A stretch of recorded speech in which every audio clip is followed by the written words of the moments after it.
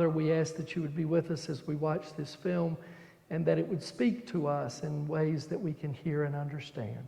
In Christ's name, amen.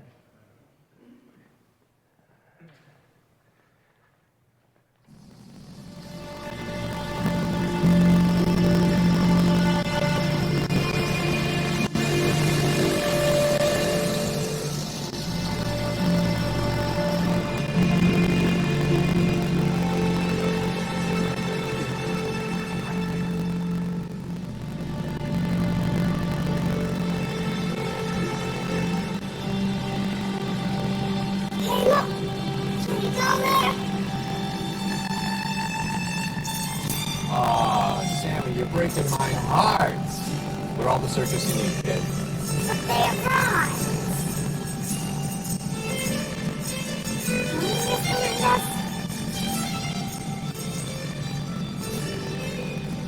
Going on.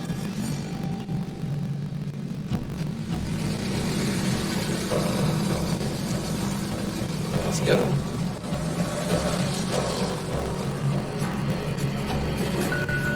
Okay, boys, time to get me a date with the bearded lady. Who's with me?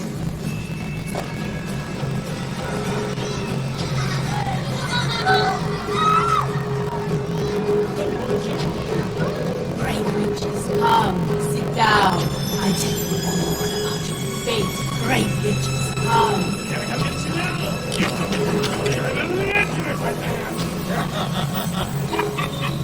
Okay, ladies and gentlemen, this is go town. Big Steve Robinson. You guys understand? Step right on in. Come on in, ladies and gentlemen. There's Lady Lulu. Big Steve Robinson.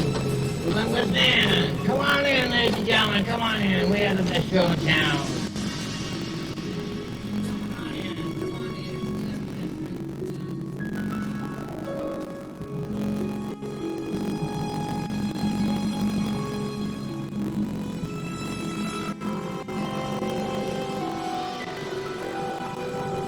Unlike a large heifer, she's a woman of extraordinary weight. You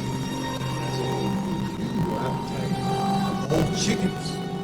Now, down this way. Painted man. His world travels can be seen on every inch of his body, from head to toe.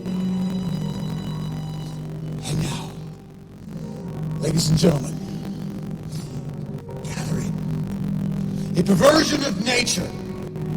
A man!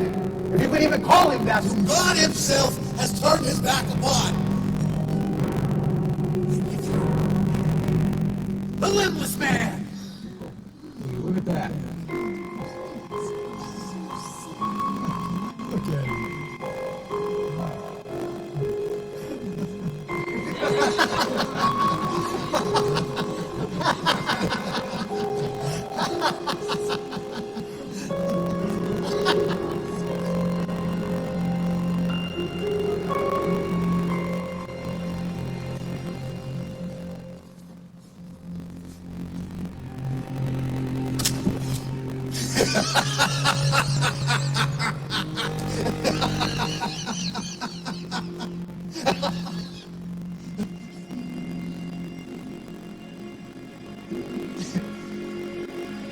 Move along, kids.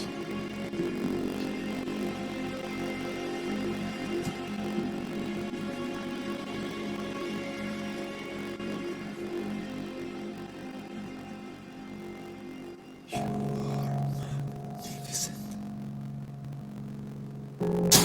Hey, get away from him! What's the matter with you? It's all right. No harm in it. My fault. Maybe I got a little too close. Hey, friend?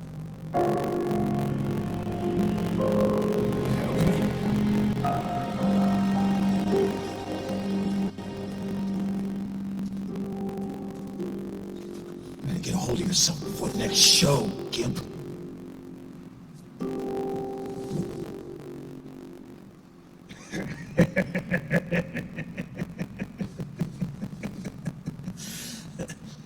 Real nice, Will.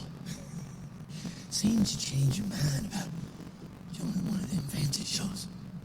What are you saying? Don't you know nothing? That was Mendes.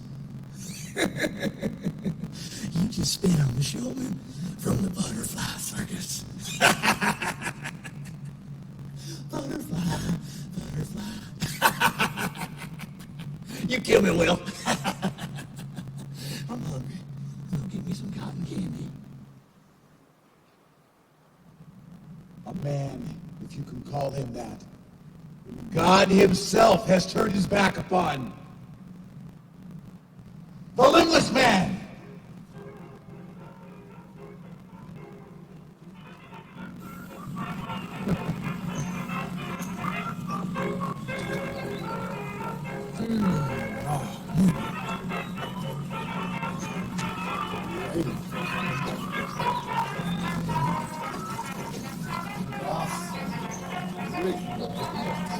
Yes, indeed. May I have this pants? Thank you so much.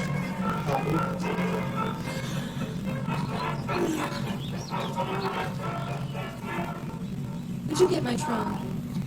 It's so heavy. It's easier for you because you're so strong. Ah! There's a dead man in the truck! What?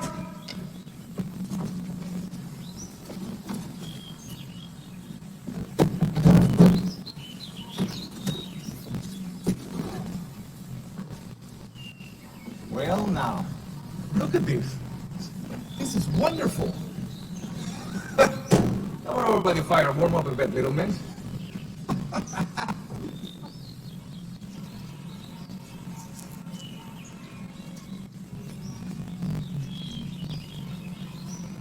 I'm Sammy. What's your name? Well, What is your mom's and dad's? Sammy. What? Is he gonna be in the circus now? maybe I will. Hold on a minute. We don't have a sideshow here. What do you mean? Every circus has one. People come from all over the place to see us. And why do they come, Will?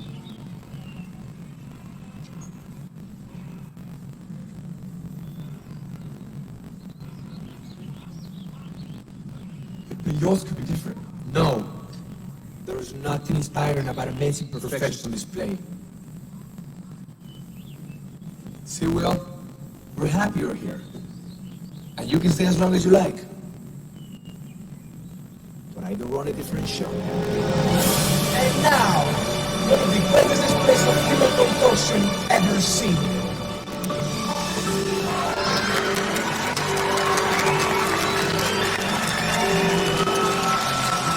It is my pleasure to introduce Anna Villaverde.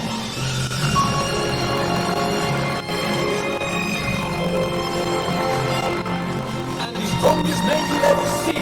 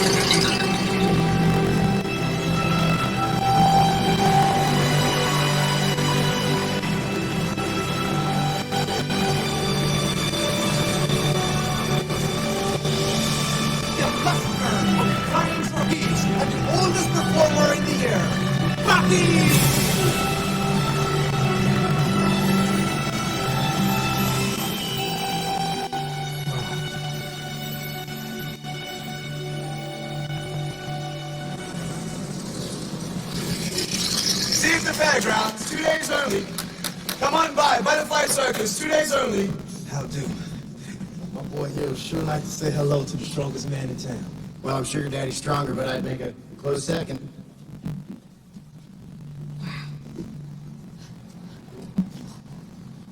Are you the show too, mister?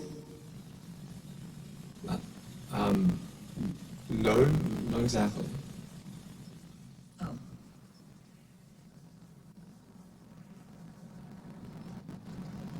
You best be going now. Thank you kindly. You bet. strongest man in the world someday.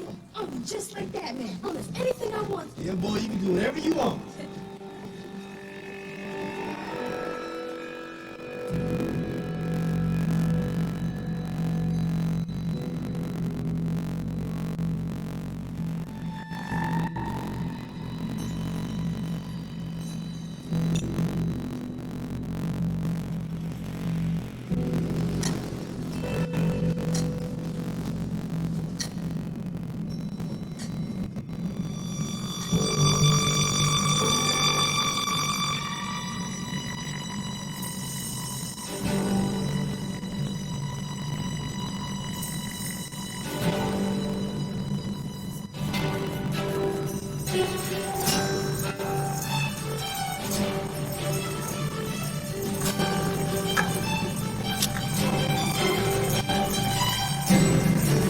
Ladies and gentlemen, your support.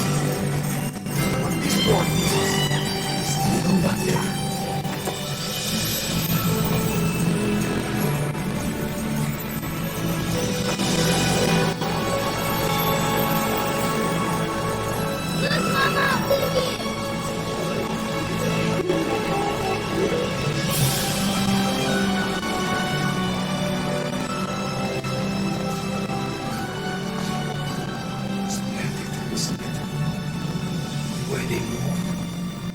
Full of strength, color and grace. They're astounding. But you, cursed from birth, a man, if you can call him that, who God himself from his back upon. Stop it! Why would you say that?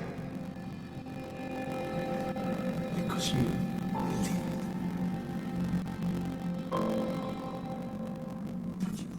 See the beauty that can come from ashes.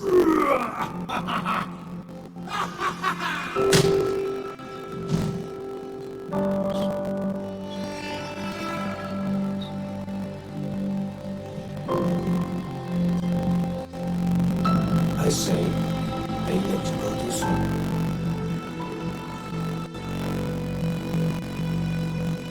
Good luck out there. It's your problem now. No good to me, so get out. Good enough for me, Dogface. Here you go.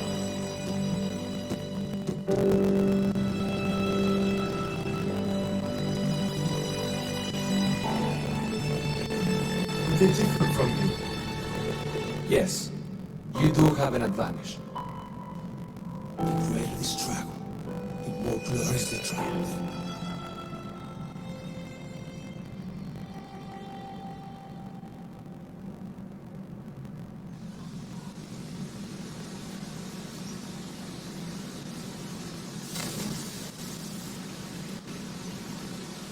I can't find my caterpillar. Where is it?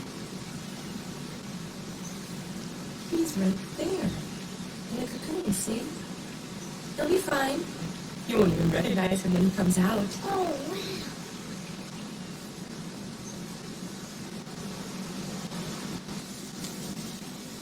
Hey! Hey, George! Poppy! I need help to cross! Can anyone help me?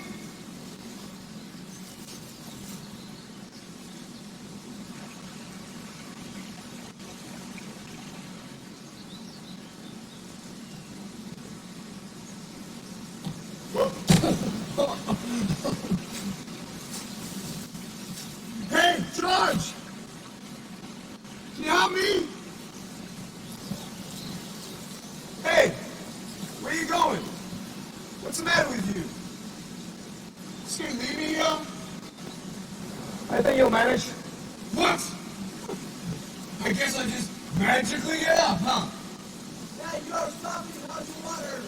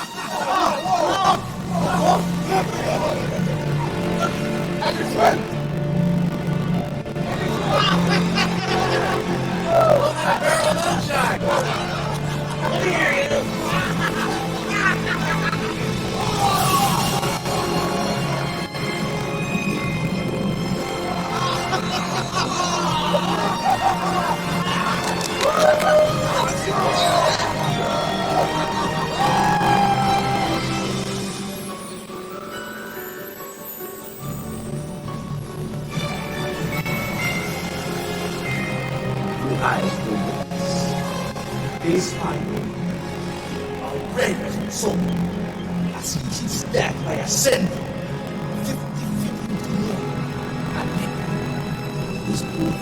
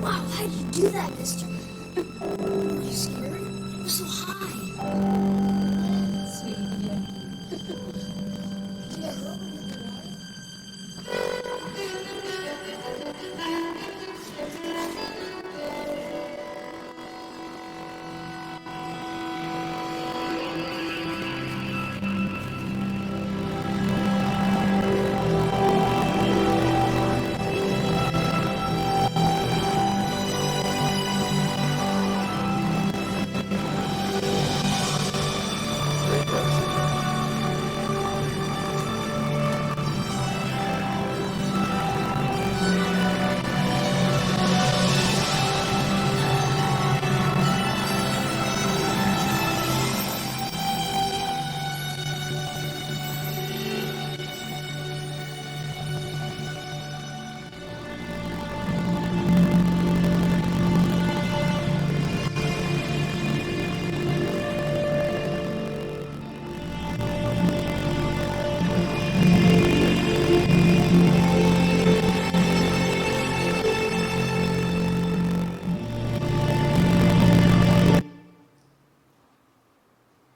hit the water?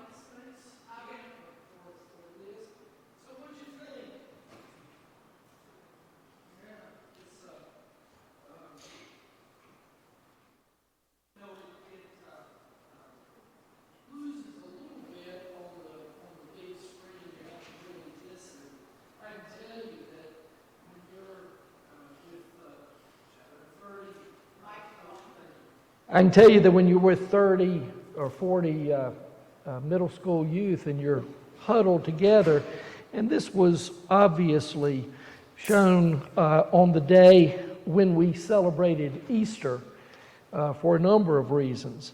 But, you know, so that by that point it's Thursday in the week, and these kids have really gotten to know each other, and this is a very emotional film, and one of the things that they really remember for the week. And Liz and I have shown it at youth because camp formation is different now since Luther Ridge is in charge of it, and it's just such a good film. We wanted to make sure that our kids had been exposed to it. I looked as an update, because that was done, 15 years ago. Everybody in the cast is still living, including the old guy. And he's now 92, and he was a stuntman. That was his profession. And he now, at age 92, does private lessons for people who want to learn how to be stunt people. You contract with him privately, and you go to his home, and I guess he shows you how to fall and how to be blown up and stuff like that. But at age 92, that's pretty impressive. So sort of the way that I wanted to do this was, whereas last week I focused on characteristics of the film, joy, peace. What I wanted to do with this, I think, was to look at 4 of the quotes in there which lead us to discuss that particular subject. So when at the beginning, when Will has arrived at the Butterfly Circus, and Sammy asks him, "Are you gonna be in the circus?" And he says, "Well, maybe." And of course, what he's thinking from his past experience at the other circus is that he would be in the sideshow. He would be the one that people come and look at. And what Mendez says, he says no.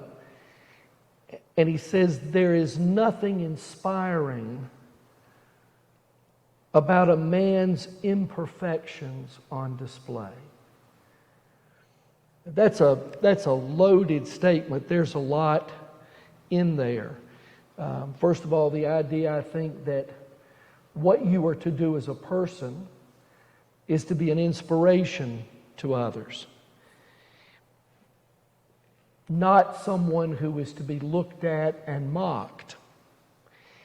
And secondly, I think what it says is that everybody has imperfections, right? Everybody has something, right? We all know our weaknesses and our faults and our foibles. I thought one of the things that was really good was when he looked at when we looked at the performers who were in there and were very successful, what their lives had been. The strong guy, what was he in his previous life? Yeah, he was obviously a bouncer, or just somebody who boozed it up and fought, and was really strong, but was using that strength in all the wrong ways.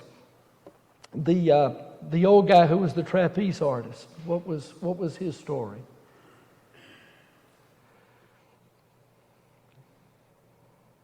He had been let go because he was too old, right? He had been let go because he was too old, and he was relegated to sitting on a street corner somewhere playing an accordion and hoping that people would throw things in his case. And what you couldn't hear really good is that when Mendez comes up and sees him, he says, "They let you go too soon."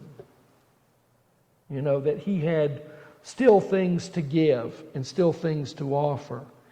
And then the female trapeze artist, who is Sammy's mother, what was her former life? Yeah, she was a prostitute, and obviously had gotten pregnant. And you see the madam basically throwing her down the steps and out and saying, you're no use to me anymore. You're no good to me anymore. And then the guy coming up and saying, "Well, you're still of use to me, dollface." He's drunk and intoxicated and flips the coin her way, which is just adds insult to injury. So I thought I would look at a few scripture passages that would talk about who we are and how we are gifted. So I'm going to read first of all St. Luke 17:33.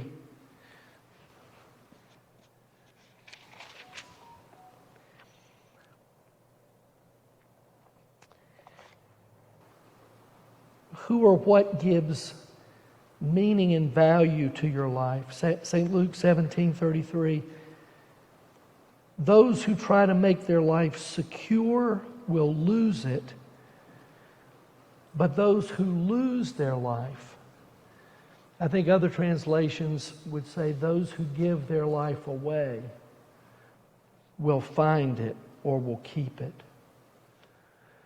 And then 1 Corinthians 12, 1 Corinthians 12, 15 through 20. If the foot would say, because I am not a hand, I do not belong to the body, that would not make it any less a part of the body. And if the ear would say, because I am not an eye, I do not belong to the body, that would not make it any less a part of the body. If the whole body were an eye, where would the hearing be? If the whole body were hearing, where would the sense of smell be? But as it is, God arranged the members in the body, each one of them as He chose. If all were a single member, where would the body be?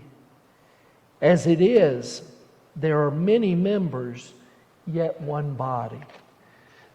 So here the illustration is made that every person has a gift that he or she can share, and that he or she should share. So, what are some gifts that we see in this congregation? And if we're talking about gifts, and it's a good thing, if you can mention someone who has a particular gift that has touched you or that you have observed. What are some gifts that we see in this congregation? Kindness, right. I don't ever, and I've said this before, I don't ever have to worry, Liz and I never have to worry if somebody visits here, if they're going to be spoken to. You know, I wish I had $1 for every time somebody would tell me about going, and more often than not, it's a Lutheran church, although I don't think it's certainly not reserved for Lutherans. I think there are many churches that do this. You know, I was on vacation at the beach, and I went to St. John's Church, and you know, nobody spoke to me. Nobody came over and said one word to me. You can see that maybe being something more, at the beach where there are a lot of people in or out. But, to say, I went to church somewhere in Landis, and I went in and sat down, and nobody spoke to me the whole service. The only person who said anything to me was the pastor. And if you're in a church, particularly a smaller congregation, you know who a visitor is. If there's been somebody that you've not ever, we know who our visitors are. We may not know. We sometimes may find out, oh gosh, they go to the other service, and I didn't know that. We've talked about that we've had new members. And with 2 services, sometimes one of our longtime members said we ought to start wearing name tags, because I don't know, especially on a 5th Sunday, I don't know who's a member and who's visiting. But it should not keep us from speaking. And that's something that really this church, I think, has in spades, is kindness. I've told many of you before, I'm an extrovert. My daughter is an introvert. The first time she came here was over Christmas, the first year I was here. And I didn't say anything to her because I knew how we passed the peace. And, we've been in other churches that do it okay, but not like this church. And so she was seated back there. And, of course, part of it was that people hadn't met her, and they knew she was our daughter. So there was a mad rush during the passing of the peace, but not so different than what we do every Sunday. And she was just like inundated. And so I finally, when I was able to get up to her to pass the peace, I put my arm around her and she put her hand and she said, "Jesus Christ." And I knew what she meant. If you're an introvert and this is not something, Liz and I are fine. We could go hug people we never met. And by the end of the day, we'd know them. But, for her, it was really something. But I think that's yeah.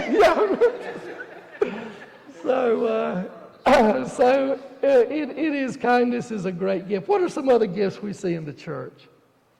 I think that Seafloor and the whole group of quilters, they work and City's done this for years and years. Yeah. And they don't see where the quilts go, but they know they're going somewhere.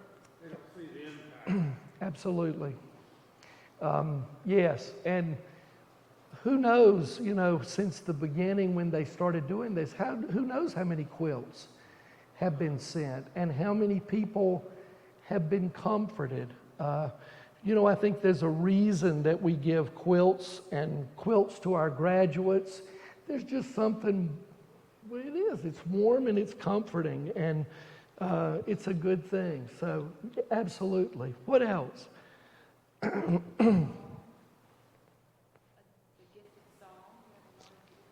We have people who can sing really, really well, and sometimes you're surprised. You say, "Well, I just didn't know that they could sing that well." I remember when the Hunters started coming. I had a bunch of people come up to me and say, "Well, they ought to be in the choir." People who were just sitting around them. My goodness, they ought to be in the choir. They can sing beautifully. And so, yes, absolutely. Anything else? I think that we are a very gifted congregation. I'm going to talk about food because Abby Carpenter has an aunt and an uncle and an aunt, a great uncle and a great aunt who live in California, and they help out the kids in a lot of ways, and they do it very quietly and behind the scenes. But Liz said, they're here visiting, and she said, we ought to do something with them, sit down and kind of give them an update on how the kids are doing and everything. And of course, my first thought was, well, we'll take them out to dinner. And Liz said, "No, we're not taking them out to dinner. I'm cooking dinner for them." And so we went over there last night, and Liz cooks like I eat. I mean, it was country style steak, and it was mashed potatoes, and it was gravy and green beans and wonderful cornbread. And for Junior, who is Lisa's brother, who grew up in the South but doesn't live here anymore, I mean, that was like manna from heaven to get good country Southern cooking. And he said about 9 times, "This is so good." I said it 10 times. This is so good. But Liz, those of you who, and especially maybe neighbors, she can whip things together, and she's a gracious hostess, very much so. So all kinds of gifts that are out there. I think about the way so many of you have cared for grandchildren or cared for nieces and nephews or cared for aging parents. that's a gift to be able to do that. And think about this. Is there a person in your life who has helped you recognize the gifts that you have? Has there been anybody in your life who has pointed that out and said, you know, you're really good at that? I remember preaching, we had a youth Sunday when I was in the 11th grade, and a woman coming up to me and saying, you know, you have a good presence in the pulpit. You ought to think about doing that. Well, I had never thought about doing that, ever. I thought about a lot of other things, but not that. And it planted a seed for me that probably was the beginning of God nudging me in that direction. So, you know, if you see something in someone, you should say it. Particularly, I think, in a young person. You know, I think about, Liz and I make a concerted effort to try to get our high school juniors and seniors involved in worship. And it's an intimidating thing. Mike Abernathy talks about how to give someone communion is for him, is such a holy moment. Well, I think for a 16-year-old, it's probably holy in the sense of being terrifying at first. There's one thing to stand up in front and to say, okay, we're going to pass the peace now. But it's another thing to go to somebody who's old enough to be your grandfather or grandmother and to say, this is the body of Christ. I mean, it's pretty intimidating for adults. But I think that's such an area of growth for kids when they're able to do that. And it makes them feel a part of things in an adult way. So, the second quote, a perversion of nature who God himself has turned his back upon. That's, of course, what the sideshow hawker, that's how he described Will, right? And then Mendez says, you are magnificent. I mean, what a affirmation. And of course, Will wasn't ready to hear that. And that's a powerful scene where he spits on Mendez. You know, you sort of go back like that, but you realize he probably had never had anybody in his life who had gotten that close to him and who had said something like that to him. Incidentally, this guy, the one that I said won the Best Actor award, he is a Christian evangelist. He's from Australia, and he goes around to schools and to churches and other places and talks about his condition, which is a very rare medical condition.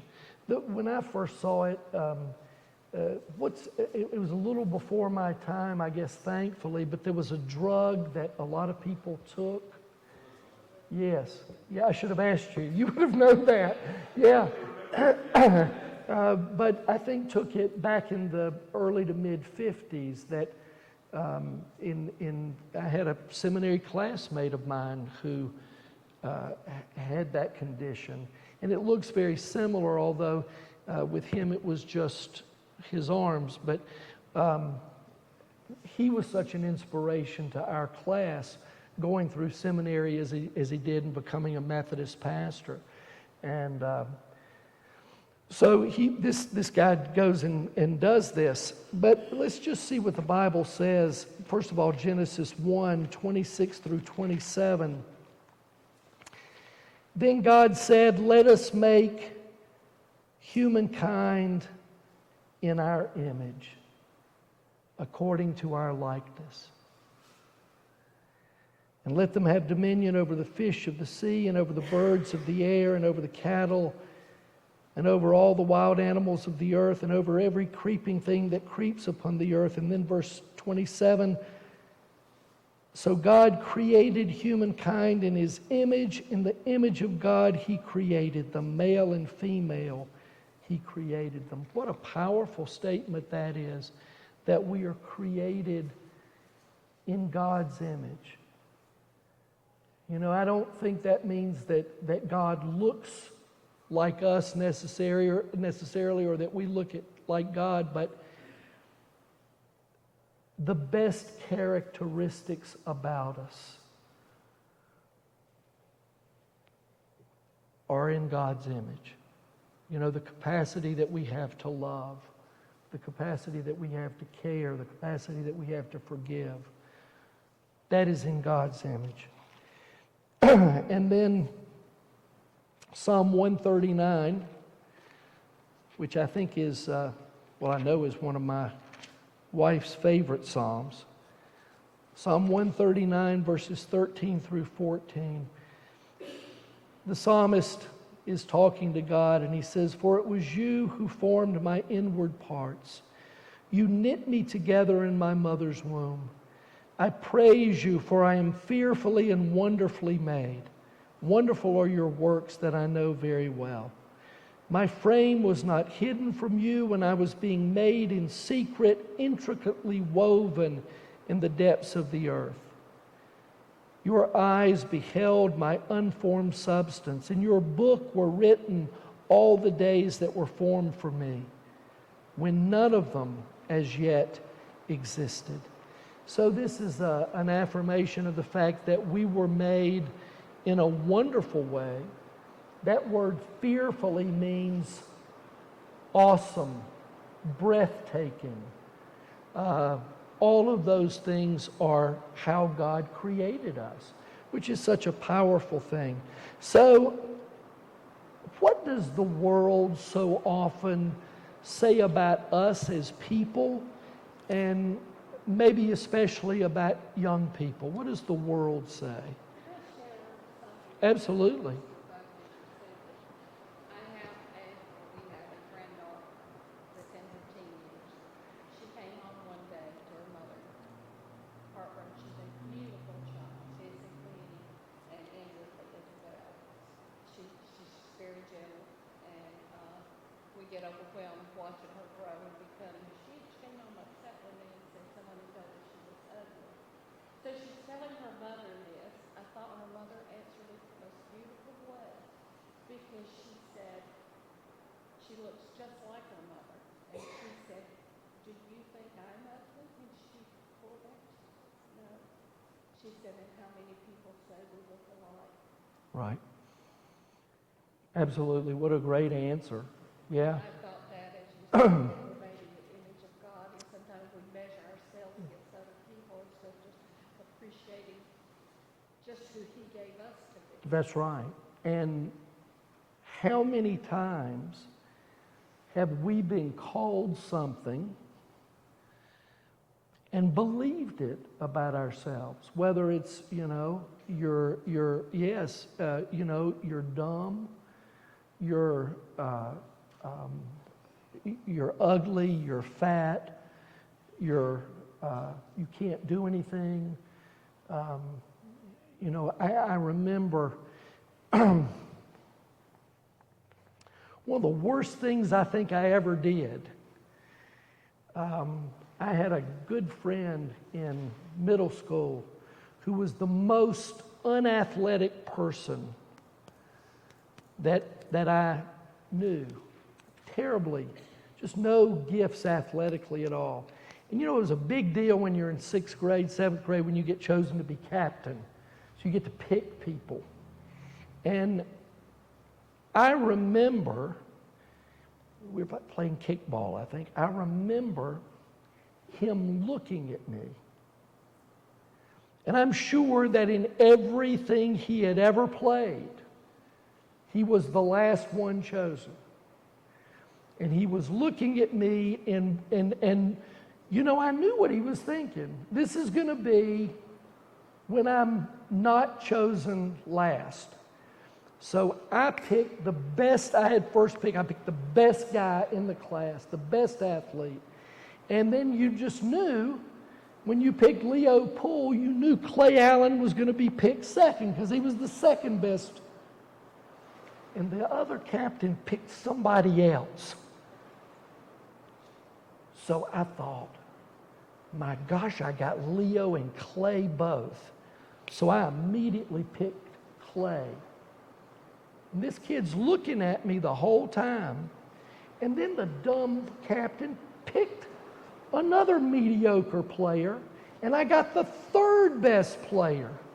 And it went down until Ronnie was the only one left. And I picked him last. And he kind of slumped up, and I said, to assuage my guilt, boy, I'm glad I got you on my team. And we got the snot beat out of us. We had the best team, and we got killed by this team.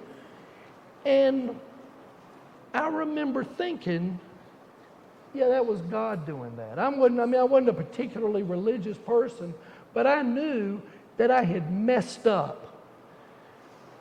And that I had an opportunity, who cares whether you win or lose? That was important to me at the moment. What was much more important was that I make this kid feel good.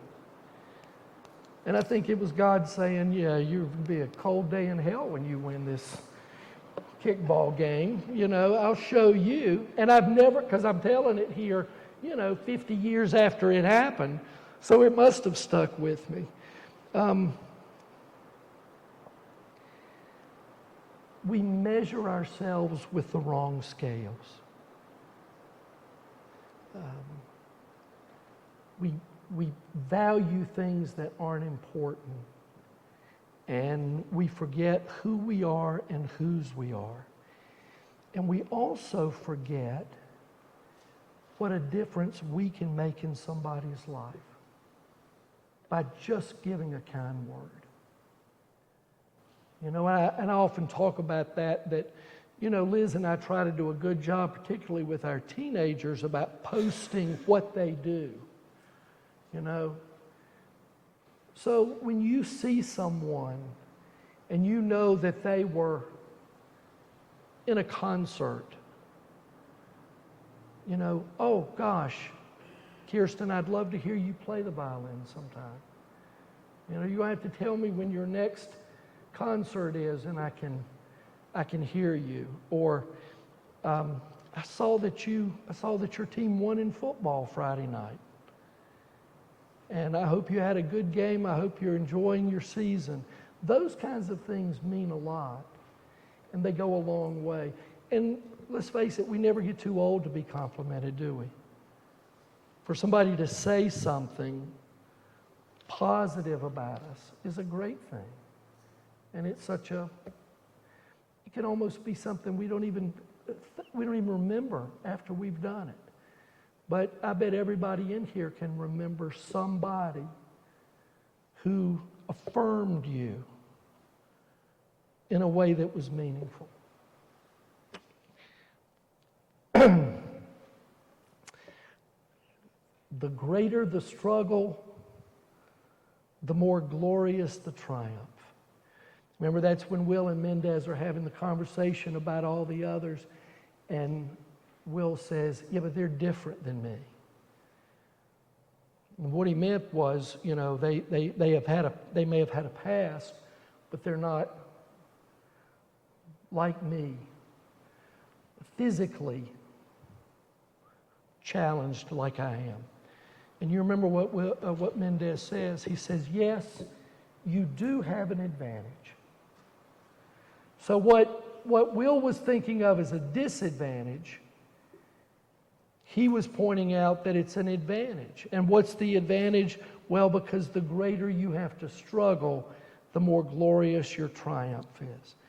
So let's look at just a few passages of Scripture. 2 Corinthians 4, 8 through 9. And I don't think Paul's just talking about himself here. I think he's talking about the church in general. We are afflicted in every way, but not crushed. Perplexed, but not driven to despair. Persecuted, but not forsaken. Struck down, but not destroyed. Always carrying in the body the death of Jesus, so that the life of Jesus may also be made visible in our bodies. So, what is it Vince Lombardi said? The glory of sports is not in never getting knocked down, but it's in getting up every time you're knocked down. We think about that from an athletic standpoint, but everybody in here knows someone who has faced terrible challenges, physical challenges perhaps, or emotional challenges, or health issues, and their spirit is indomitable. Their spirit will not be crushed, and they are an inspiration to us, right? I think about one of our members who will often say, you don't know how bad she feels today, but she's here, right? But she's here. And a lot of people carry burdens around that we don't know about, that are not visible. And they overcome them every day and get up and do what they have to do. Philippians.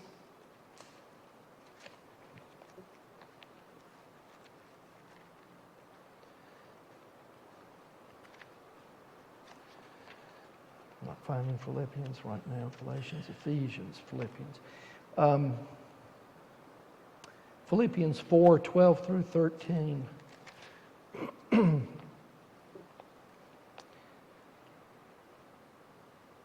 I know what it is to have little, and I know what it is to have plenty.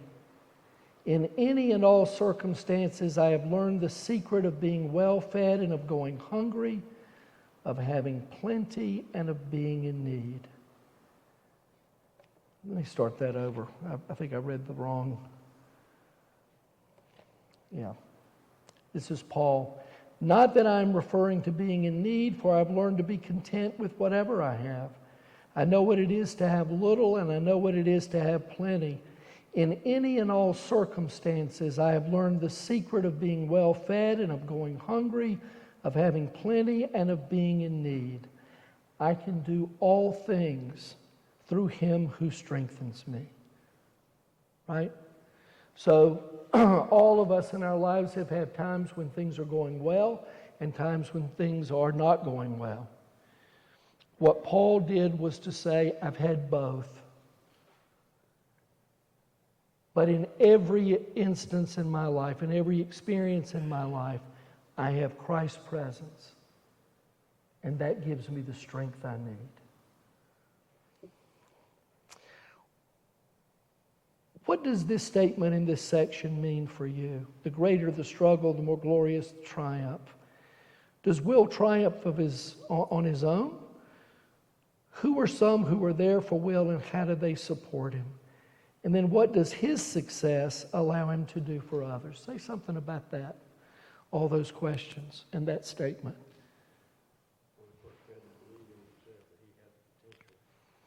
Yes.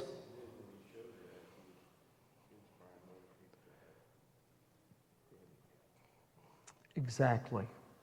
So there was a measure in which he had to find within himself that he was worthy, that he had value.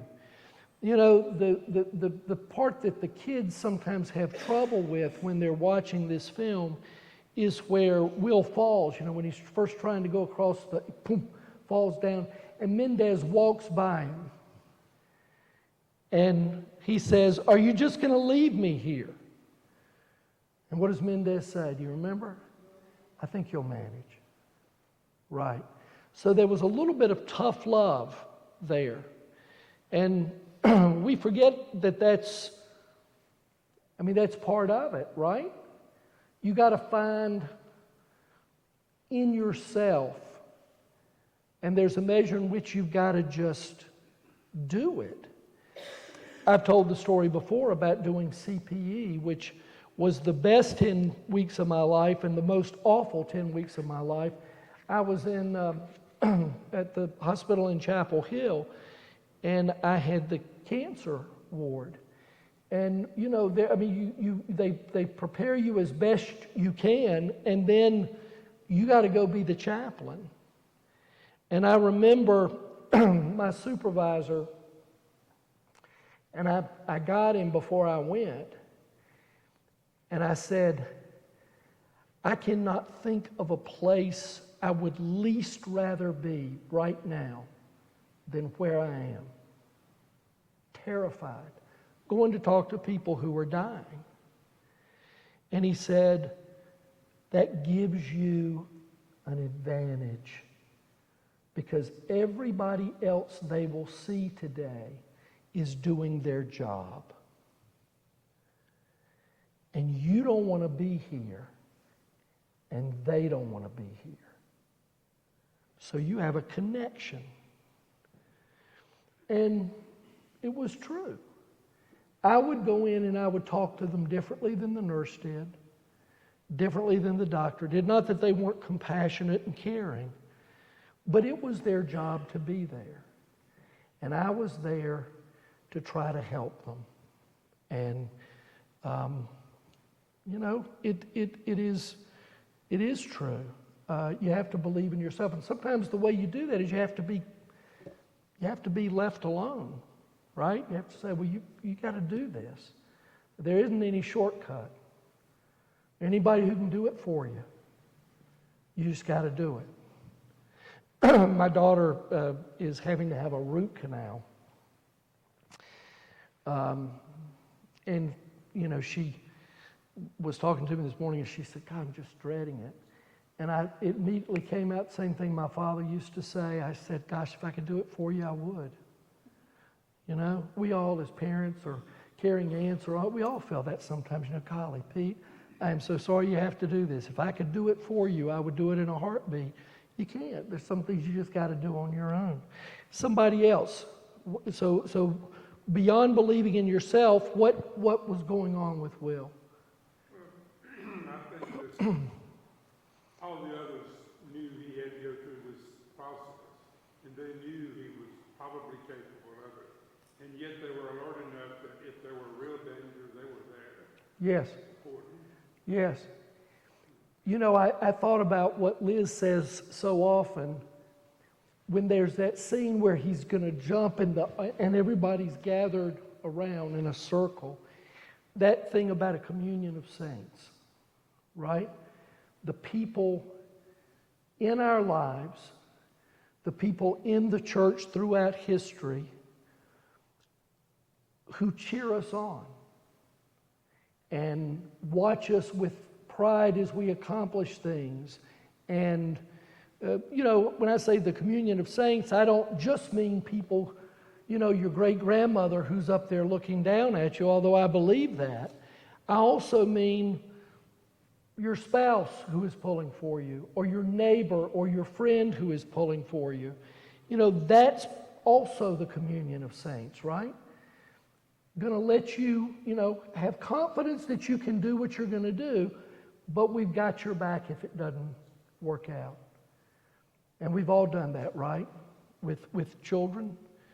You know, I really thought you were going to make the basketball team. But you didn't. So, you know, once the pain subsides a little bit, what can we learn from this? You know? First of all, it didn't kill you. Secondly, there are other things that you can do. You can go out for basketball next year.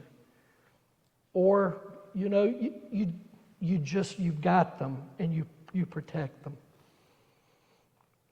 And so what does his success allow him to do for others? What does Will's success allow him to do for others?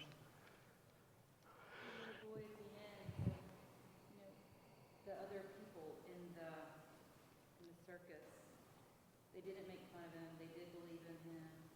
And then Dad saw him, whatever his name was, as a gift. Like he does have gifts. Yes. Gifts, like at the end, there are other people like that. Right. But also need someone to look up to.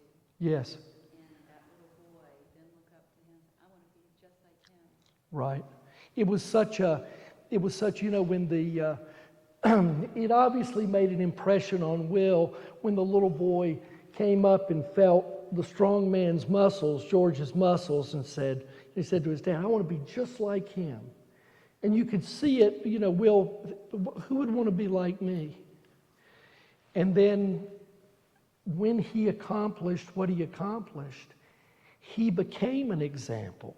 He became an inspiration. He became a role model. But he had to go through that in order to do it.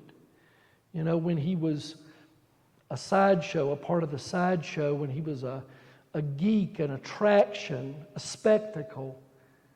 I mean, who wants to be that? That's not an inspiration. You want to be... It's the same gift. It's the perspective, right? It's the same gift that then was used. Yes. Exactly. Exactly. Very much so. So sometimes we have gifts, and it all depends on how we look at them, right? Or challenges. How do you, what do you see this as? Do you see this as something that is insurmountable? Or do you see this as an opportunity to give glory to God for what you're accomplishing and what you're able to accomplish? And then the last one, we touched on this a little bit. If you could only see the beauty that can come from ashes. Isaiah 43.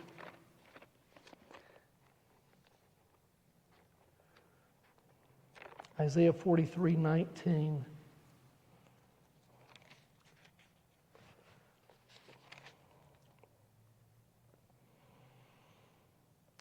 I am about to do a new thing. Now it springs forth. Do you not perceive it? I will make a way in the wilderness and rivers in the desert. That's a passage that we always read during the Advent season when we're talking about the old coming to an end, the old year coming to an end, the new year beginning, new opportunities. And it's interesting to me, and it's not accidental, that Advent is at the darkest time of the year, the bleakest time of the year, and maybe the time when a lot of people have trouble, right? You all know people for whom the holidays are a difficult time for a myriad of reasons. Maybe they have a broken relationship. Maybe they remember painful things about the holidays. It's dark. It's getting, all the leaves are gone. Everything's bare. And it's right in the midst of the bleakest time of the year that God talks about doing a new thing. Maybe that's one of the reasons why we make resolutions during that time of the year, Hope. Well, I can be something different than I am. God's doing a new thing. Maybe I can be new. It's a tough year, and yet the church gives us hope. Revelation 21:5, a very similar passage.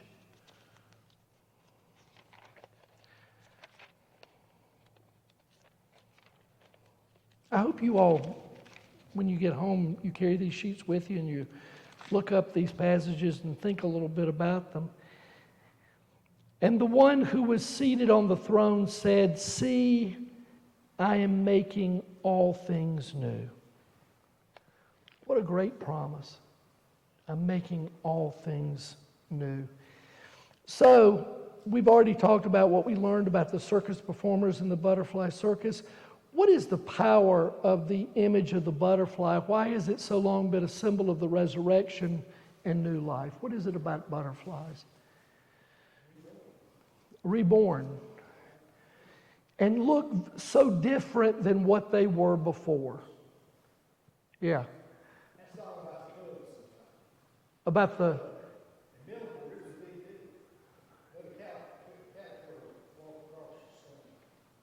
oh really? That must be a Milling Port tradition. Yeah. I'll have to ask her about that. Okay, all right.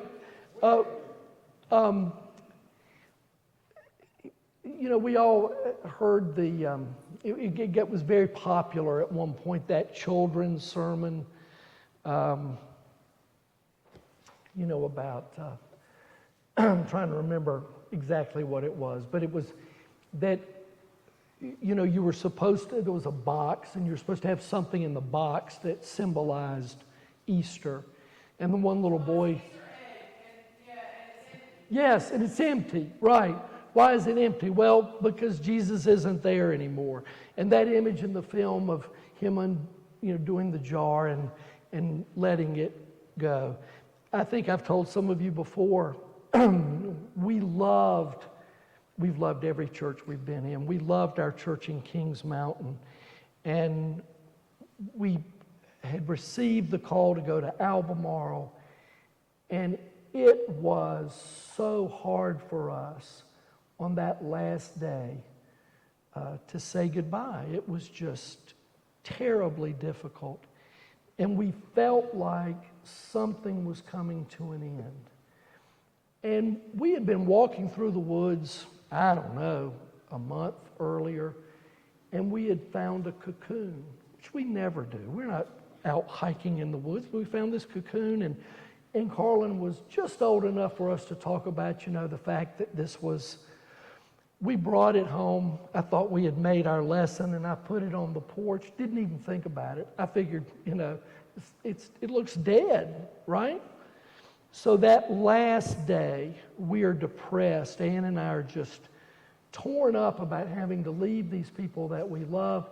We come in onto the porch. The parsonage was right behind the church, and there's this beautiful butterfly on the table that had come out that day, our last day there.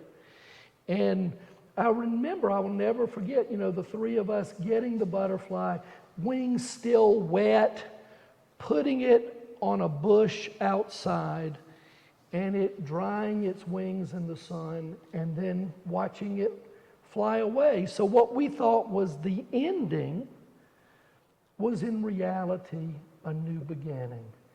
And we could have never imagined the people that we would have met in Albemarle. I think about us coming here, we would have never imagined not only the people that we knew and loved already, but the new people that we met coming to this church. So, does anybody have a redemption story that you can share? A story of new beginnings, of new hope, when you thought things had come to an end and a door shut maybe, and then another door opened? Anybody have a story like that? Every time military people go from one station to the next. I'm sure. You have to say your goodbyes and know you might not see those people again, or you might. Yeah. Sometimes you do. It's surprising, when you go to maybe 2 assignments down the line. Yeah. And then, Look at you. Yeah. every time is a renewal, and the faith that you have faith that everything will work out at the new location, and that you'll get more gifts. You get more gifts as you know more people. That's beautiful. Thank you. I remember when David and Judy Sloan showed up here, and they were looking at me really oddly, in a more odd way than most people look at me. And when we got outside, David said, "Well, I know you were kind of noticed we were staring at you." And I said, "Yeah." And he said, you don't remember this, but we were in your intern church 40 years ago. Well, I was astounded that they recognized me. I think it was probably the last name. There are not a lot of Futterers. But, and I did sort of remember them. I was only there 1 year. And then David said, I was on your intern committee. And that made it a little more immediate. And then he said, I was the one who we had to fill out sermon critiques on you. And everybody would put good sermon. And I critiqued it. And then I remembered who he was. I said, yes, I do remember. He would say, I don't see where your transition was from point 2 to point 3. That makes no sense, right? And I would say, darn that David Sloan. I was up at 1 o'clock last night. Right now, I didn't say that. But yeah, you do. Sometimes people come back into your life. Yes, absolutely. Preble, left because she had a new pastor and didn't want to have to break him in, so she, deserted me, and then yet she came back. Anybody have a redemption story you want to share about a new life, new birth, anything like that? If not, who does the Mendez character represent for you? That's for me too. Yeah, God, right? For me, that was clearly, or Christ, never giving up on us. Like a little celebratory dance at the end. Yes, yes. Who else can you spit in the face? Won't get a name. Well, that's right. And he was patient, right? He said, maybe I got a little too close. You have a good day. Yep. That watched him get spit in his face, and his reaction was not of anger or Right. he just backed off, and surely. Somebody would have known, and making sure that the kid wasn't going to hit him with a tomato. Another kid wasn't going to hit him with a tomato. Sense of justice was there. All right, thank you all for being here. I appreciate it. I've got another film picked out for next week, a very different film than this one, but it's a short. It's a short film. So I hope you'll come and hope you'll enjoy it. And thanks for being here on this messy day. You can really hear that rain.